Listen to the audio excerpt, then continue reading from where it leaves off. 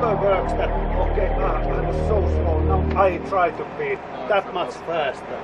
It's going slowly. It's going step by step, and then you cannot do anything suddenly. You just need to, because it's also a question of your eye. It has to be coming, you need to build your eye also to following your speed, and because eye and arms and legs and brains always they work together, and it has to, you just keep building it up, and it's coming and WRC on first time everything goes so fast. Yeah. It starts, exactly. But it takes time. The eye is like a muscle. You can train it.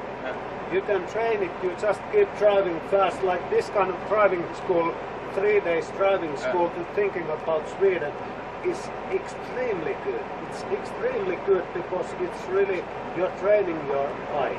And especially with the snow.